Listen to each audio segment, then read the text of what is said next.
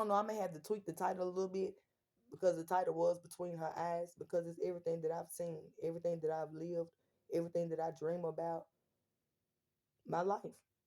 And I pretty much gave y'all a lot of little details and snippets on that. Even when it came to all the investments and money and stuff that oh baby, that's my life. I've seen it flash before my eyes a lot of different times. I'm just like, oh, so I don't know how to get there, but that was all the little stories that I was trying to make it seem like somebody was crazy. That's called manifestation.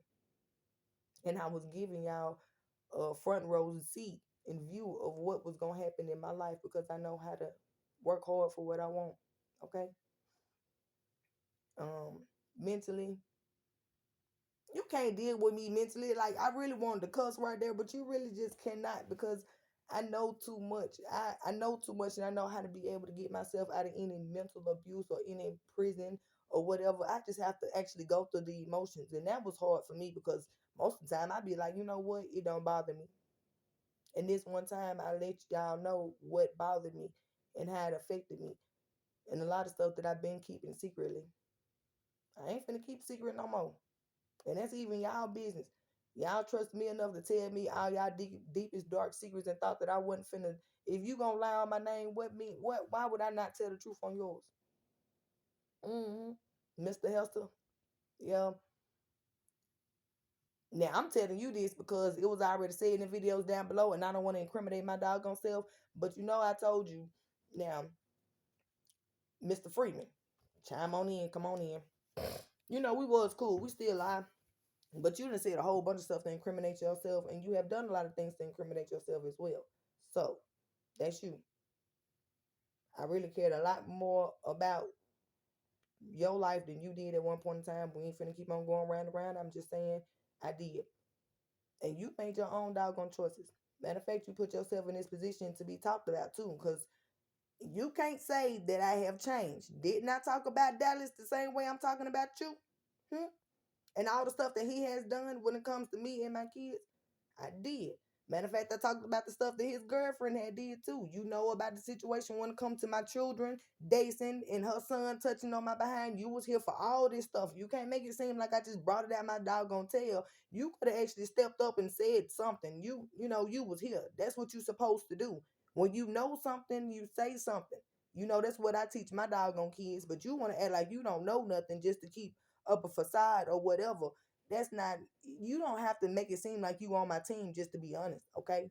Because if you don't be honest, that means you're incriminating yourself, and it's like you actually trying to cover up with somebody else, like y'all was in on it as well, like you in on it with him. That's all I'm saying. That's how legally, that's how people look at it, okay? And y'all did all this stuff legally, so okay, that's how we looking at it.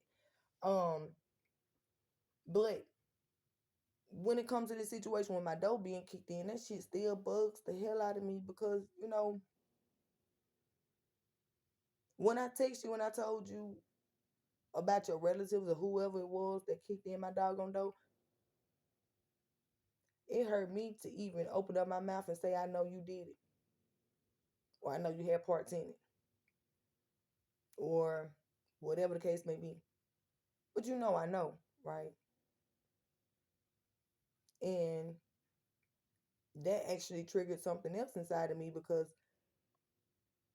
with you just meeting me and didn't even know me for a whole full year, and you said what you said when it comes to Eric and you know, what you offered and I declined, that made me look at you completely different. Because what did I tell you? Hell no, man. That's my daughter daddy. That's exactly what I said. Hell no. I don't care if I don't like the man. Hell no. So when it came to somebody saying that I would do something to you, that conversation should have triggered the hell out of you. Because you know exactly how I felt when it came to my daughter daddy. So if I would have told you hell no, and I'm sitting here laying beside you and all the rest of that, you think that I wouldn't have thought about you? You my son's father. I mean, somebody could have came to me with the same offer when it come to Dallas, and I'm just like, hell no, man, they're my kid's daddy. So at the end of the day, when it came to trying to harm any one of y'all, I would have never. Now, when I get pissed off, y'all know I wish that I could. But that once again, I ain't finna be the doggone person in my church looking at like you did something to my daddy. Nope, nope, nope, nope. Not old shells. Not me, okay? So I just rather just deal with you and, keep my personal feelings out of it. And as long as that's the reason why I'm able to separate from y'all and still just be co-parent real easily. Cause it's like, all right, I'm taking my emotional feelings out of it. We still have a job to do. It's still about these kids. So when you gonna come and get them? What you plan on doing? All right, cool, blah. And you know that's me. Real short, simple. It ain't even nothing to it. All three of y'all know that's me. Don't sit here and try to make it seem like y'all don't know who I am.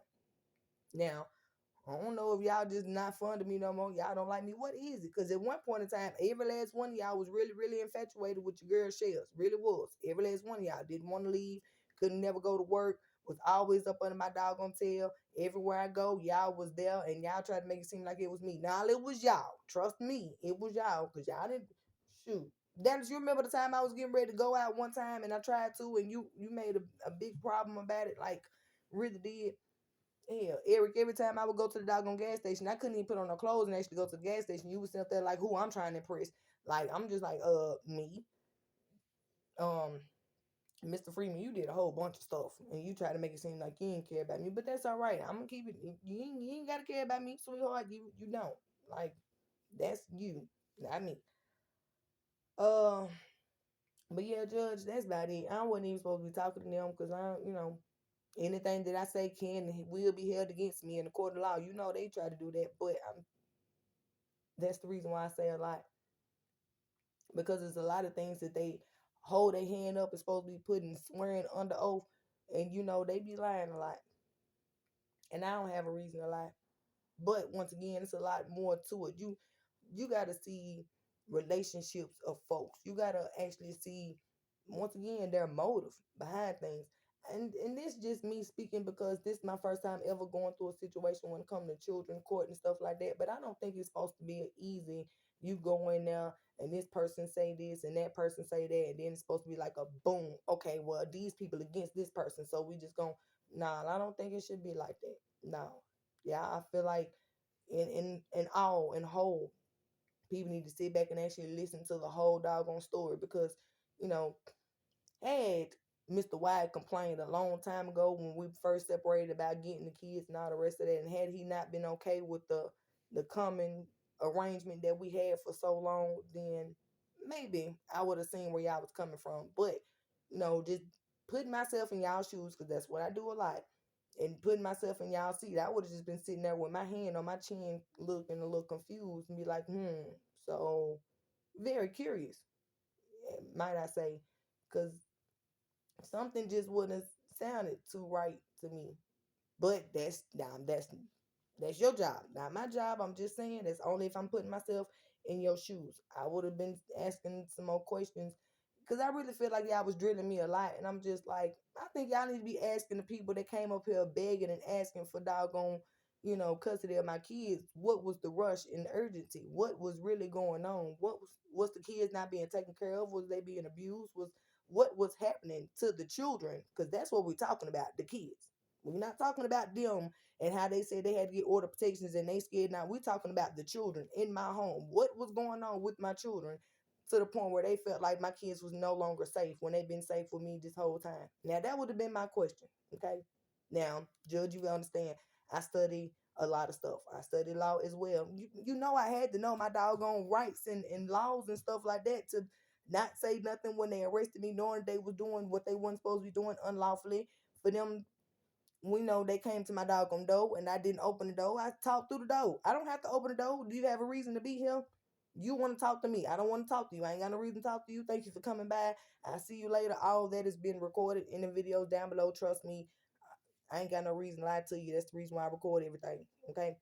So I'm just saying, I'm not trying to tell you how to do your job. I'm just saying I'm doing my research on your job. I do my research on everything, on everybody's job, to make sure everybody's doing their job properly. That's the reason why I'm able to speak when I know people are not doing their job properly. That's how I'm able to protect myself legally, because as long as I'm telling the truth about other people that's not doing their job the way they're supposed to be doing their job in the position that they were given and or took, then can't nothing be done.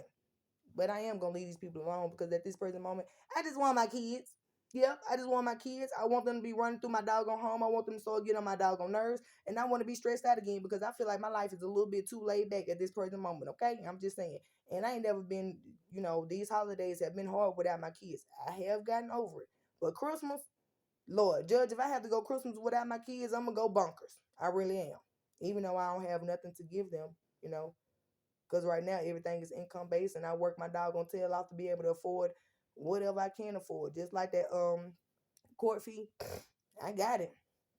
I really don't have it to give you, but shoot, if you need it, I guess I have no choice but to give it to you. But I'm trying to make sure that we have lights and heat around here, because even when it ain't me in this house and I'm at work, I still got to worry about, hey, she can't be in no cold house, and electricity go up in the wintertime. I'm just saying. So that's about it. Well, all right then. I'm just gonna leave you alone. I see you here shortly. It's about 10 o'clock in the morning. Yeah, I've been up since like 6, 7 o'clock. Uh, doing nothing. Folding clothes, listening to this rain. It sounds really nice outside.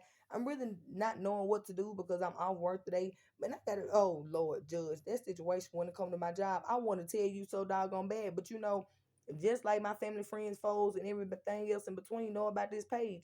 It's a lot of people that know about this page and they will come and listen to some stuff or it been passed over there to them, but then they feel like they know me. So they say some stuff personally, and that's exactly what happened at my job.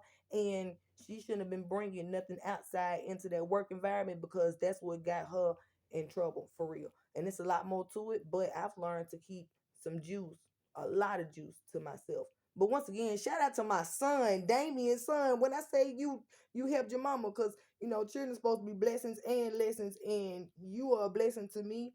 And what you went through was a lesson to me because I learned how not to do what you did because I ain't get in trouble like you did. I'm just saying I appreciate you for your experience that you went through because I still learn from y'all every day. I try to tell you. Anyway, mama loves y'all, every last one of you. And can't nobody tell you mother sucking different. And I wish they would. Now, um, that's about it. I hope everybody have a great doggone productive Monday. Um, it's about all it is to it. I guess I'm just gonna wrap it up.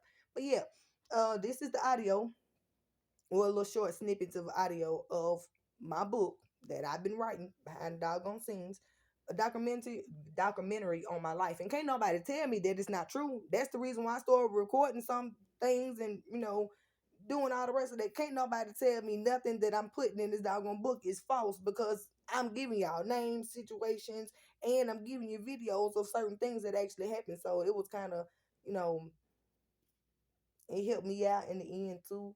So there goes nothing. I was just documenting what was going on.